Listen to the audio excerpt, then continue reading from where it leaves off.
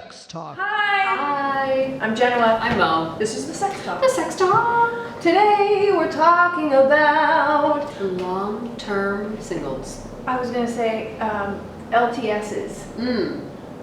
Or PSs, perma-singles. Yes. I'm not going to call myself a perma-single because I would actually like to not be single at some point. But I do identify as a long-term single. Longest relationship I ever had was 4 years. That was a long time ago. Longest relationship you've had is with yourself. Right. I'm still working on that one. Every day.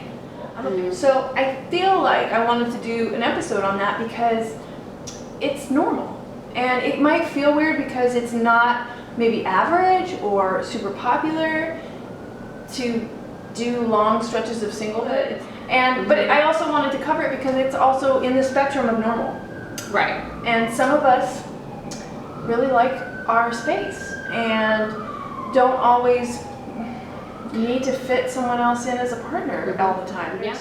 I focus better on my projects, being single.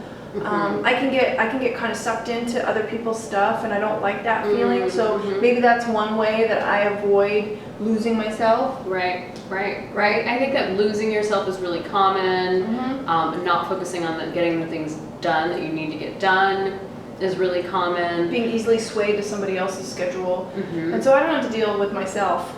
If I'm not in a relationship, I don't have to deal with any of those versions of myself. Yeah. And in the bigger picture, I think there are ways that we heal and grow being single, and there are ways that we heal and grow in relationships.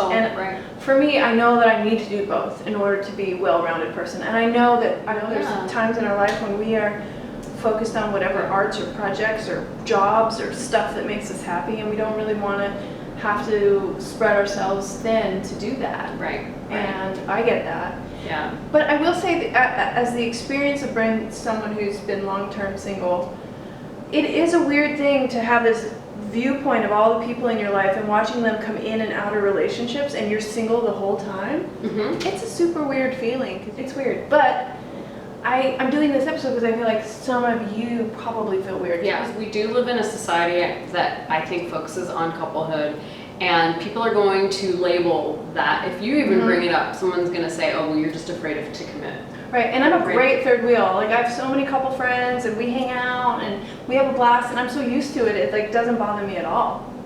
I mean, I have friendships. You appreciate your singlehood, and there's nothing wrong with that. And I think that's the bottom line. And you're comfortable being by yourself. You're comfortable being the third wheel. You don't feel like there's something missing. And you're also not looking outside of yourself to fulfill that, to fulfill anything. So I just want to give a shout out to the long-term singles. And sometimes you're going to feel weird. Sometimes you're going to feel like you don't quite belong because everybody's coupled up. Or like me, you've been single so long, you're watching people couple and uncouple and couple and uncouple, and they're single and now together. And you probably get a lot of feedback that there's something wrong, or let me hook you up with somebody, or you know, and honestly, the longer you're single, the more you roll your eyes. Yeah. It's like you almost feel like, oh God, I don't need that. But just remember that if you don't want that or need that, you don't have to agree to it. If you really want a relationship, that's one thing. If you don't, or if you're comfortable waiting and recognizing when the time is right, when you feel it, that's fine too. It's from Sex and the City, where Samantha used to say, men are like taxis. Don't even put your hand out unless they have their light on. And the light on meant they're ready to be married. And if they weren't ready to be married, it didn't matter who you were or what you were doing. It had nothing to do with you. There was no way they were going to commit to you. And so I see that in people where they just are in a moment where they're just open.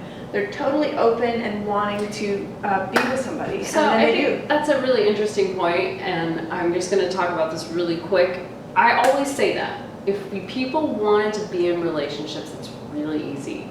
Yeah. So I see that from my viewpoint way back here. Because there's so many people that, with the light on, as you say, waiting to be in relationships. Right. Now, it's not always the right fit, and so sometimes you might be wanting a relationship and you can't seem to find the right fit.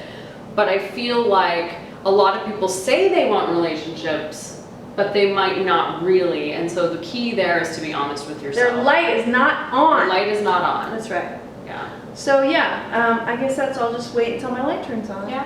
And you'll know when your light turns on. But if your light is not on, but you're still looking for a relationship, you might not find someone. My light is not on It's yet. not on. It's not on. It's off. My light is off. So anyway, long-term singles, I love you. Even when you feel weird, you're not weird. This is perfectly part of the spectrum. It's a place in life, and it's not forever if you don't want it to be. Like, you're not condemned to singlehood just because you've done it for a long time. Everything can change on a dime tomorrow. Right. And anything is possible, and you can make whatever want to happen. Like, you can do it. Your life, your rules. Your life, your rules. Yeah. What's up? What's up, my singles? I'll see you hanging out at the wedding with your not partner, because I'll be there too. Sex talk. Sex talk, bye.